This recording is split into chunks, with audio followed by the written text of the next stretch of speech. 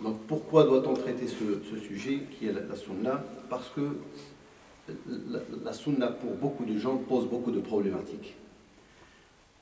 Première problématique, c'était est-ce que la sunna est une source dans la religion musulmane ou pas? Quand je dis une source de légifération. Eh bien, on a aujourd'hui des musulmans qui disent que seul le Coran est une source. Masdar al-wahid huwa al-Qur'an faqat.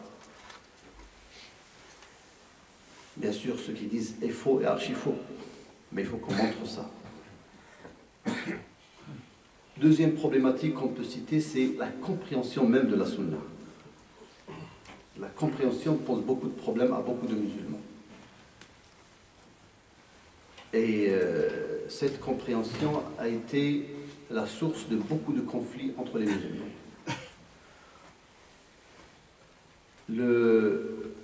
Ce qui s'oppose à la sunna, qui est le sujet de la bid'a, comment doit-on comprendre la bid'a aussi?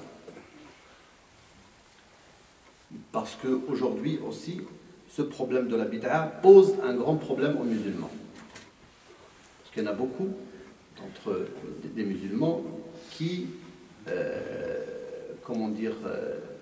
jettent des cailloux, si vous voulez, hein, à d'autres musulmans en les désignant comme des gens de bid'a, des gens de dalal. Et souvent, on les désigne faussement. Notre rencontre, donc, Inch'Allah, va être dans ce sujet-là. Et pour commencer, on va commencer par définir ce que c'est la sunna. Parmi les définitions de la sunna, on va trouver la définition de ce qu'on appelle les savants de usul al-fiqh, qui sont les savants de cette science qui est les fondements de la jurisprudence musulmane, ou autrement dit, la théorie du droit musulman. Donc c'est une spécialité. Ils ont vu la sunna sous un certain angle et ils l'ont définie comme telle. Il y a aussi la définition des fuqaha. Ce sont les juristes. Eux aussi, ils ont leur angle. Ils ont vu la sunna sous un autre angle et ils l'ont définie comme telle. Il y a aussi la définition des muhaddithin, les gens du hadith. Il y a aussi une définition, si vous voulez, de ce qu'on appelle une définition générale que tout le monde, ce qu'on appelle, moi j'appelle al-ta'rif al-khatabi, les sunna. La khatabi al-wa'zi. Ce n'est pas une définition scientifique, mais c'est quelque chose quand on parle entre nous, lui il est sunni, l'autre il n'est pas sunni, ça c'est une sunna, ça c'est pas une sunna. Dans tout ça, il faut qu'on limite, si vous voulez, ce mustalah, ce terme de la sunna, pour pouvoir après sortir de toutes ces définitions les matériaux avec lesquels on va travailler pour arriver à résoudre les problématiques dont on a. إذن تعريف السنة عرفها الأصوليون علماء أصول الفقه تعريفا، وعرفها الفقهاء تعريفا آخر، وعرفها أهل الحديث تعريفا آخر، ولها تعريف خطابي وعظي يدور بين الناس أيضا. فينبغي أن نمر على جميع هذه التعريفات ونأخذ منها المادة التي سنرتكز عليها والتي سنستند عليها من أجل الإجابة عن الإشكاليات التي ذكرناها.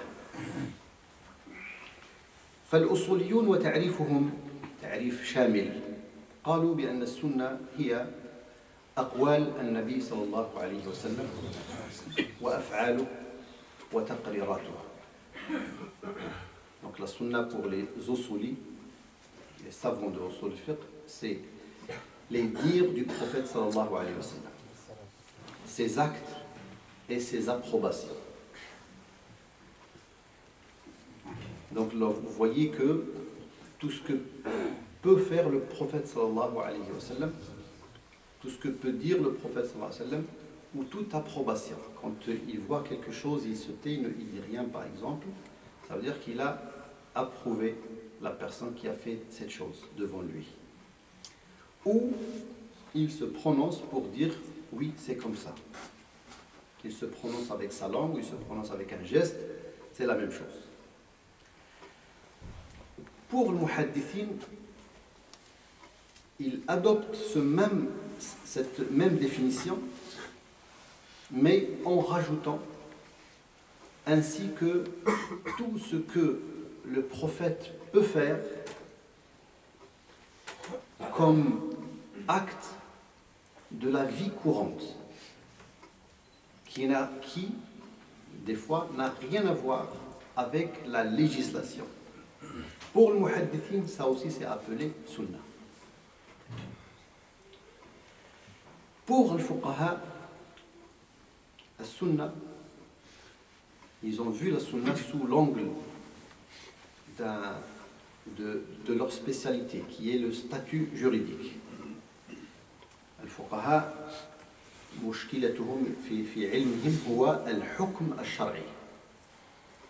موضوع علم الفقه هو الحكم الشرعي. يعني يبحث في هذا الفعل ما حكمه؟ هل هو واجب؟ هل هو مندوب؟ هل هو مكروه؟ هل هو حرام؟ هل هو مباح؟ فالسنة بالنسبة للفقهاء هي قسم من أقسام المندوب. Donc sunna pour les juristes, c'est un degré de ce qu'on appelle al-mandoub. Le mandoub, c'est le recommandé. C'est ce qui est recommandé par la législation. Donc, ce qui est recommandé par la législation, ça veut dire ce qui n'est pas obligatoire. Parce qu'il y a le wajib qui est obligatoire, et après il y a al-mandoub. Ce que al-shari', le législateur, nous a demandé de faire, mais sans qu'il soit obligatoire. Et donc dans ce mandoub, dans ce qui est recommandé, il y a des degrés. Alors sunna, il y a ce qu'on appelle sunna al-mu'akkada, et après une simple sunna, et après on descend à al-mustahab, et après on descend à ce qu'on appelle al-fadila. Et là, les fuqaha, ils ont quelques divergences dans ces degrés, mais tous les fuqaha s'accordent pour dire que la sunna, dans leur terminologie, dans la terminologie du fiqh, veut dire un mandoub, un degré du mandoub. Donc voilà, si vous voulez, la définition scientifique de la sunna. Maintenant, parmi ces définitions, on va parler de ce qui s'oppose à la sunna, qui est al-bid'a.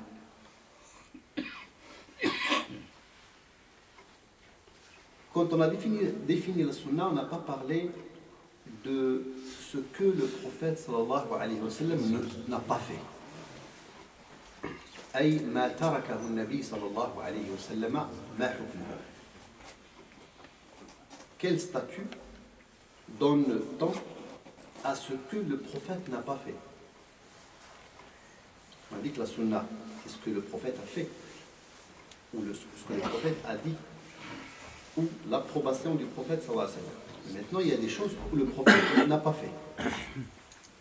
Il n'a pas parlé de ça, ni il a fait, ni il a donné une approbation. Il y a beaucoup de choses que le prophète n'a pas fait. Alors, bien sûr, je ne parle pas de ce qui est interdit, parce que le prophète ne fait jamais quelque chose d'interdit. Je ne parle pas de le makruh, parce que le prophète ne fait pas ce qui est makruh. Mais je parle de choses qui n'est ni haram ni makruh, mais le prophète n'a pas fait quand même. Et ça, si vous voulez, dans la problématique de la bid'a, un grand problème entre les musulmans aujourd'hui dans la bid'a vient de ce problème-là. Comprendre comprendre ce que le prophète n'a pas fait. Parce que pour certains, tout ce que le prophète n'a pas fait, si on l'a fait, ça veut dire que c'est une bid'a.